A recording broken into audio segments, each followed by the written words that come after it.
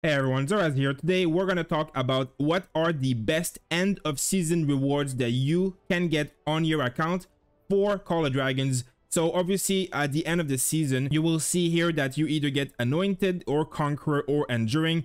Now Anointed means you had to be in the alliance that occupied the Frost Dragon before the countdown ended. If you see a green check mark here, it means it's locked in. I've talked to some of the devs, customer support, and this is confirmed from them. If you have the check mark, if it appeared, you have these rewards even if you leave the alliance. So that's one thing clarified. Now, if you get Anointed or Conqueror, you do get access to different rewards. Now, one thing to remember is that limited up here means that you will be able to purchase only one of these rewards. Any of this you can purchase, but only one of them. Same goes here. Only one of these rewards you can choose. Of course, the 3-star skills are going to be mostly better choices than keys and speed ups and even hero token, which is still a very decent reward, but you know, these are going to be very hard and unique to get. Common, this is something that you can buy as much as you want, and obviously this is always the best option. And then at the beginning of the season, this or this will be the best options because you know, prestige will get you troop march up way quicker in the beginning, and then this will give you higher level unit because you're going to be able to kill more darklings. So the choice here is one of the ability that boosts these talents. So for example, on a mage, you get Pain Bloom. On the Sapphire Drake, well, this gives you split Pain Bloom at 3 stars. And then for the Ice Lizard, this gives you split Ice Core and so on. This is the Super Ravage for the Night Rock, the new pet that just came out. So these are all quite decent, of course, for using the pets. But in general, in this game currently, mages and marksmen are the meta. You, of course, can get things for infantry and stuff like that, but if you're not a T5, well, and even if you are, you're not going to get as much value from having a little bit more armor on your infantry march or a little bit more healing or stuff like that from like this, for example. Instead, you will be wanting to get something that goes with the marches that are meta. So currently in PvE, the best march by far is Sindrian Freygar, and the best pet for them is by far the Night Rock. So if you are one of those persons who went all in on this march, well, Super Ravage will be mostly the best option for you, of course, in that situation. But in my opinion, the majority of players in this game will do better going for split Pain Bloom or for split Ice Core. The reason being that most people are going to be playing mages because it's the most free to play, as well as low spender or even medium spender march. It's the easiest way to gain merit. A lot of AoE happens, and this is where you're going to get the most amount of value.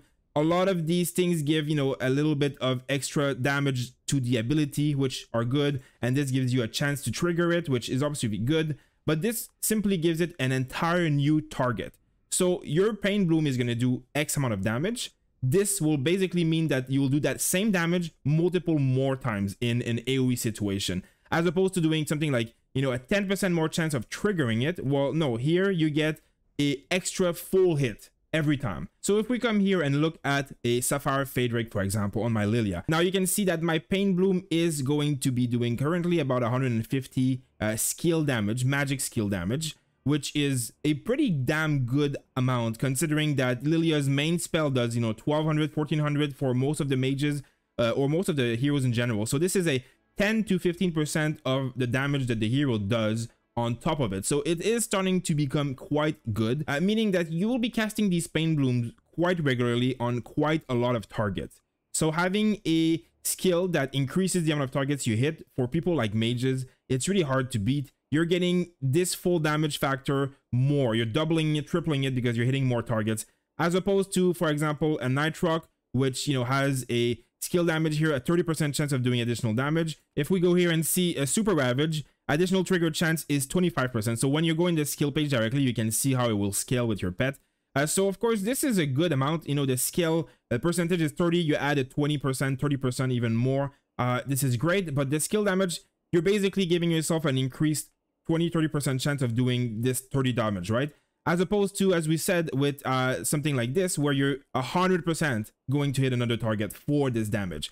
So this is why I think that these are the best options for almost all players. Now, if we come back here, again, all of the options, they're not bad for, say, like, you know, this is pretty good. Exuberance is really good for calves, rage regen, And the other pet here, this is concentration, super concentration. So this is going to be for the ones that basically go with Kinara and Nico.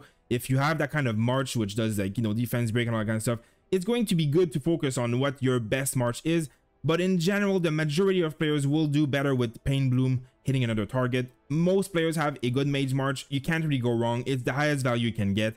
This will be probably the best for PvE, being that it's the best PvE March. So if Behemoths are your thing, this is going to be the best. And even PvP, Obsidian and Frigga are still very good. So this is still going to be decent.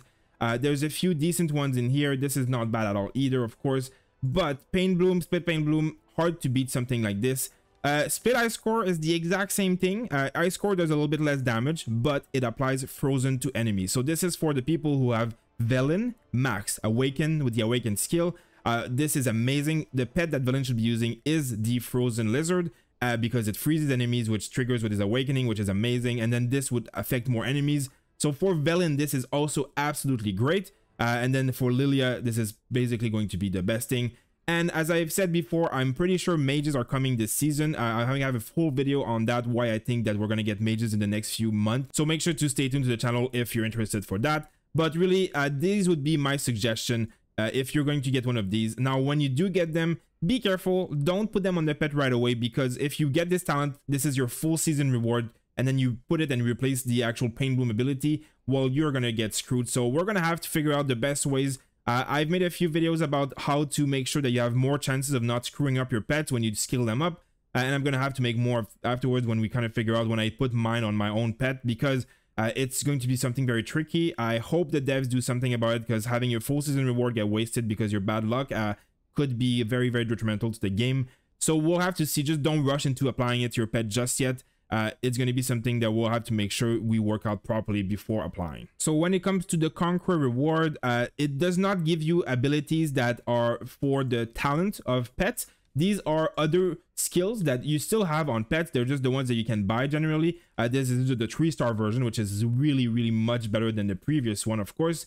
So these are all decent. This gives you crit damage for your magic hero skill damage. So when your hero does damage with his skill, this is 3% of that damage increase, this is very good because it's the hero's skill, not the pet skill. So this is amazing. This one is the war pet skill damage. So this means when your pet skill does damage, it will do 33% more crit damage. Again, the pet skill, as we saw, mine is like at 150, maybe 200. If it crits, this is good, but it's not as good as, you know, maybe this one. We have a Lilia skill damage, which is 1,000 plus, right? So in my opinion, this is much better than this one. Not that this one is bad. It's just going to be when you have really, really strong pets that do very high damage.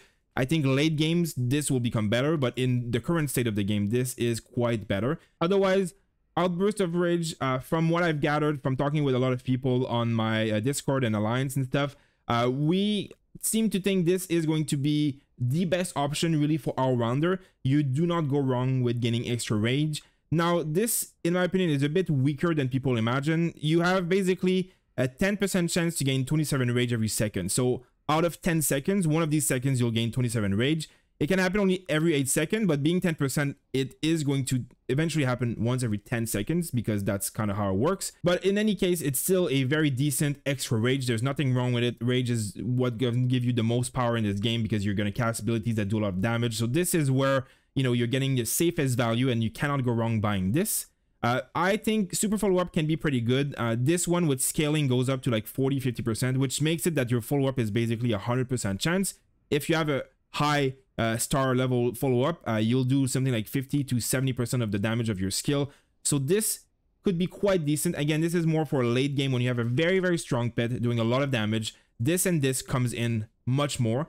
At this stage of the game, though, this, in my opinion, is a bit better. And this is also better than this one for now. And then this one is the same thing, the war pet skill doing more damage. So instead of being the magic one like this one, this is for physical damage. But again, out of all of this, unless you're a massive whale who has a pet that's doing tons of damage, you have 2 or 3 star skills, this is going to be more value for you currently in the game. As always, if you have any questions, make sure to drop them in the comments below. And make sure to stay tuned as we explore the new season, which is going to have a lot of new changes, including higher marches and most likely mages, heroes as I talk. So make sure to subscribe if you want to catch these videos when they come out. Thank you guys for watching, and I'll see you on the next video.